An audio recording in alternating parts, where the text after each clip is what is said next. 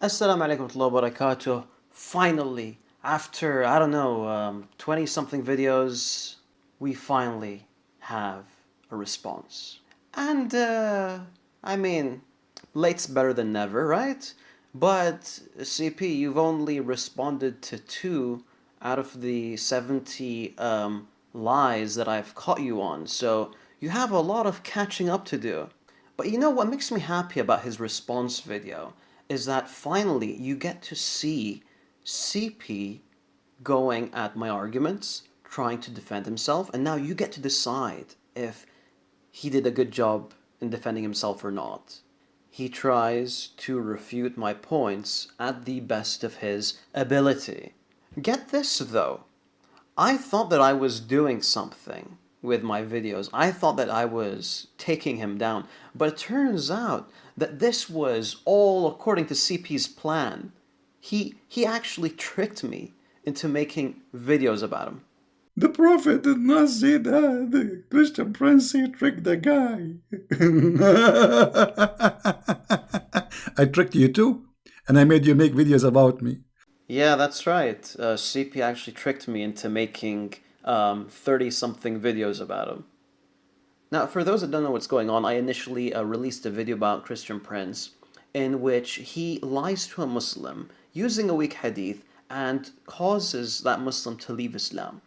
Now, the hadith basically goes, there is no one whom Allah will admit to paradise, but Allah will marry him to 72 wives, 2 from Huris and 70 from his inheritance from the people of hell, all of whom will have desirable front passages, and he will have a male member that never becomes flaccid. Right. Now, I've made 3 accusations against Christian Prince in this video, and I'll be showing you how Christian Prince failed to respond to all 3 of these. Here's my first accusation.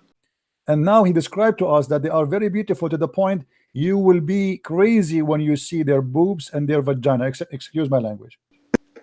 Okay, so first of all, the hadith doesn't say that. The hadith doesn't say that you're going to go crazy while looking at their parts. Now, it may come as a surprise to you, but CP in his 23-minute response ignored this point completely. So what does that say? The second accusation. Why does like what do you think about why those women Allah will take them from hell? Why they are coming from hell? Because they're the dirtiest. Because they are what? The dirtiest. Because they are hookers. They are Yeah. expert. They are expert in sex. So Allah will choose for you from the warehouse of hell the best of the hookers who they are very good in all the skills of sex. We don't know, I will give details. This has nothing to do with them being good in sex or anything like that. Rather, the Arabic specifically states that these will be good women because the example that is brought is the wife of the Pharaoh, who is, of course, well praised, as we know, for being a good person. CP is aware of this. He can see the Arabic, he reads the Arabic, and yet he's referring to these women as hookers in order to make the image of heaven in Islam to look as twisted as possible. Now, CP attempts to actually respond to this one, so let's check out his response. He said that you will inherit from the people of the hellfire women. Okay, what is special about those women? Maybe education? No. Maybe they speak languages? No. Maybe they are good in computers? No. Your prophet said that they have nice vagina and they have nice boobs. So if those are not hookers, what they will be then? You see, when you say to me, I'm going to give you women, they have nice boobs and nice vagina. Isn't it this is about hookers? Because now their job, we know exactly what they will do. So you liar, you said it doesn't say that. But anyone, even he's blind, he can see that because your prophet described what kind of women they are. He did not say they are good women who have good honor. No. He did not say they are good ethic people. No. He did not. They are already in hellfire, you idiot. And what is good about them? Two things only. Only two things. Do you see it? The front is something you desire. Their boobs, the vagina. So the first and most obvious distortion is that the report speaks nothing about breasts. CP keeps hammering this point again and again, and yet there is no mention of breasts in the hadith. Secondly, hookers do not have desirable front passages. I have no idea why you have this opinion, CP. Hookers tend to have gonorrhea, syphilis, crabs, and other infections in their private parts. So I don't know how this is a point for your funky interpretation. I mean, to be honest, I do not see how this report has anything to do with hookers, because if you think about it, the two dirtiest things in existence are the private parts of hookers and the imagination of Christian Prince. Now, to be fair, the narration doesn't speak about the characteristics of these women.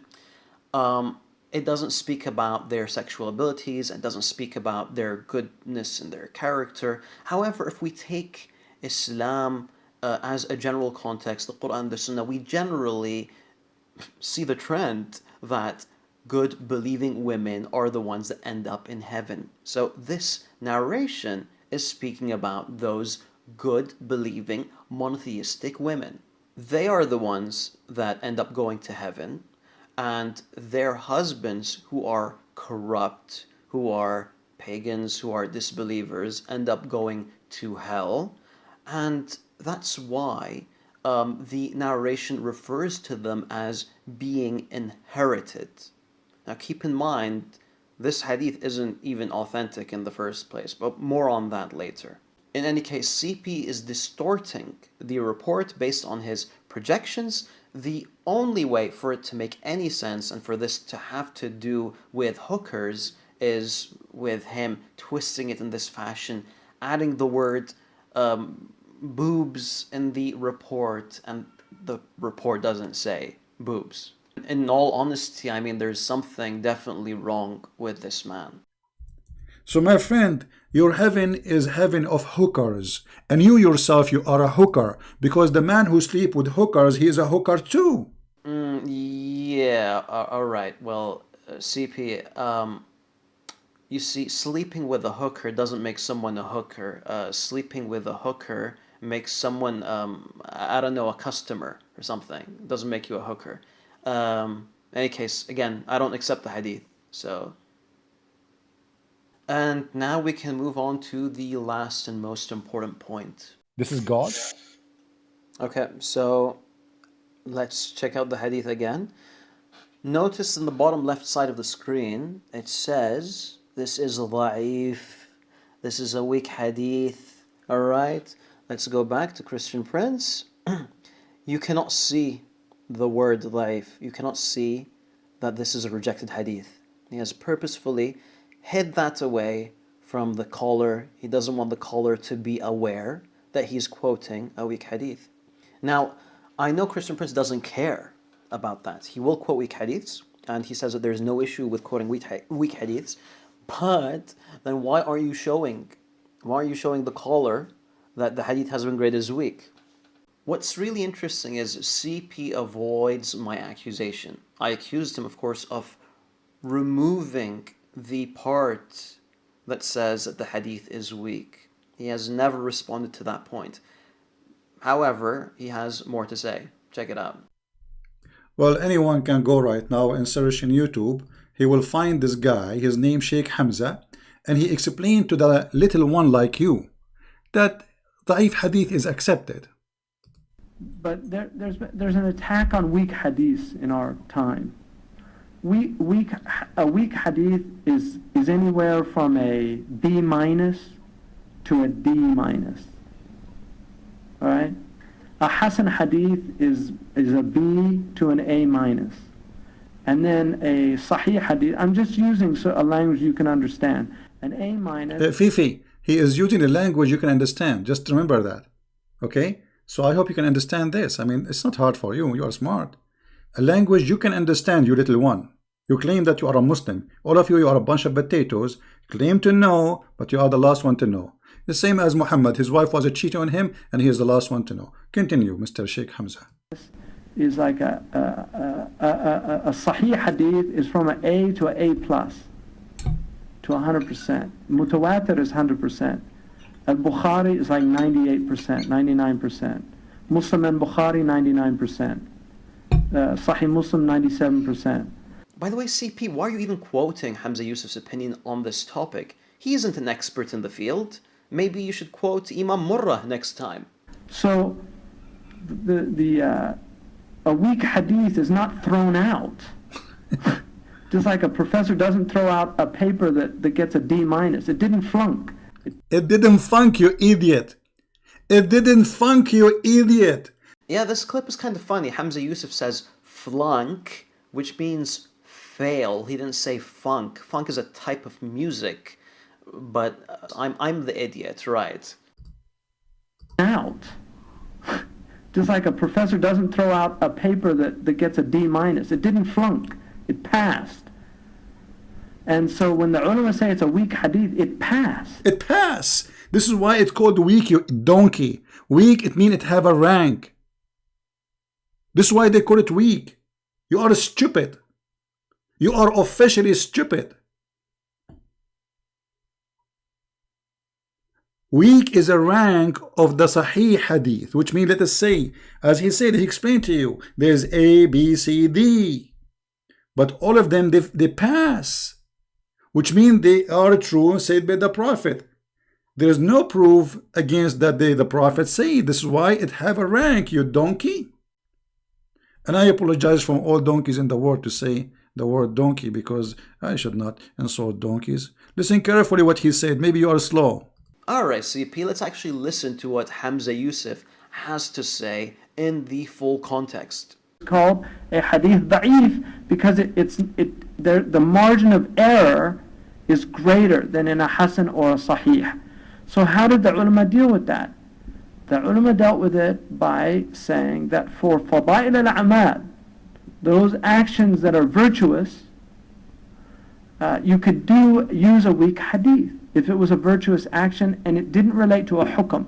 In Aqidah, the opinion of the Ash'ari and the Maturidi is the hadith has to be mutawatir. Oh, so Hamza Yusuf isn't even talking about weak hadiths in general. He's talking about fada'il al-a'mal.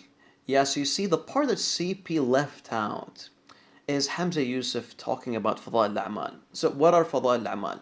So fada'il al-a'mal are matters that are already established in Islam, but the report speaks of the benefits and rewards of doing that. Now, for example, an example of fada'il al-a'mal would be, let's say hypothetically, there's a hadith that says giving to charity for a week cleanses you from sins for that week. Now, this hadith, hypothetically, is a weak hadith, and it is established in Islam that charity is a recommended action. Now, you do not know that this hadith is said by the Prophet, peace be upon him. However, since charity is already established in Islam, you are recommended to do charity based on other hadiths and this hadith. So that's how fada'il al-a'mal works. Now, Hamza Yusuf himself clearly states that weak hadiths cannot be used in ideological matters. And this hadith, according to Christian Prince's interpretation, is an ideological matter, since he's arguing that all bad hookers go to heaven. So no, evil hookers going to heaven is not a part of fada'il al-a'mal. And yes, CP, the source that you have provided is refuting you. And now that I'm done with the 3 main points, and CP's, well, actually 2 main points, and CP's responses to them, I can get to some of the other points that he's mentioned that I feel should be refuted. One of those arguments that he's posed is this clip by Hamza Yusuf. In other words, it's something that cannot be proven to not have been said by the Prophet. Did you hear, you liar? You said I did lie, and you said this is rejected. Hadith which is weak, there's no way to prove it's not been said by the Prophet. This is why it's given a rank of weak, you idiot liar. So who is the liar here? Hamza Yusuf is actually referring to the concept of proving a negative. Now, yes, he's arguing that you can never prove that the Prophet never said something. However, there's no conflict between that and the idea that there is insufficient evidence for the attribution of this hadith to the Prophet, peace be upon him. I hope that makes sense. If you didn't quite get it, CP, then please do re-loop this section of the video a few times.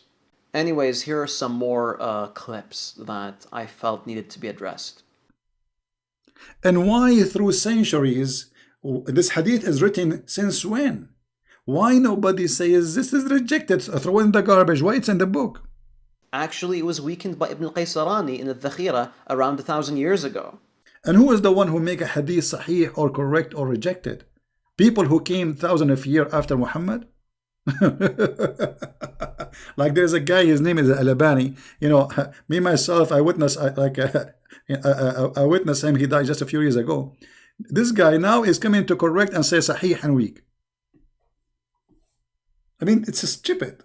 This statement shows CP's ignorance, since the grading of hadiths has been going on for centuries. And as I've demonstrated seconds ago, Ibn al-Qaysarani graded this hadith as well as others. Mr. Fifi, as long you accept Sahih Hadith, why you did not mention to to apostate prophet that your prophet, he said that the sun set in murky water? And it is Sahih. Not only Sahih, it's Sahih chain, which means both. Why you did not quote that for him, you liar, coward? As long you refuse only Da'if.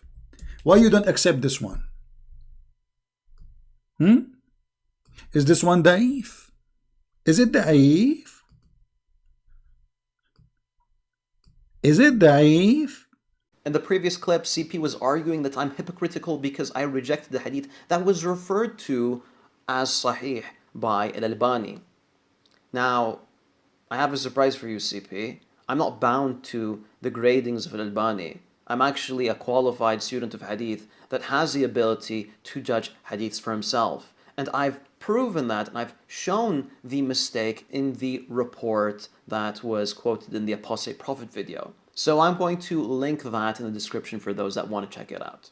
And finally, on to the biggest lie in this video. Ibn Majah say it is Sahih. Mr. Farid, who have high school, he said it's not Sahih. For sure he knew. Now Ibn Majah doesn't comment on this hadith. Why you Muslim even writing the hadith if it's a lie? If this is a lie, why it's in the book? It's called Sahih Ibn Majah. Guys, the name of the book, the correct hadith. The book isn't called Sahih Ibn Majah. It's called Sunan Ibn Majah. And here's a little clip of CP slipping up. They are Sahih. There is 6 authentic writers of hadith, and this is one of them. Sunan Ibn Majah. And there you have it, guys. I'm really happy, CP, that you've given me this opportunity to shatter the aura of invincibility that you have around you. Habibi, thank you. Please do more. You have 68 videos, maybe. I think it's up to maybe 71. I think there's a video that came out yesterday. You have a lot of work to do, Habibi. Keep going at it. There's some people that are being affected by my videos, so you need to keep on doing what you're doing. I'll see you guys in the next one. Wassalamu alaikum wa rahmatullahi wa barakatuh. You little you wanna refute me? Me? You're right.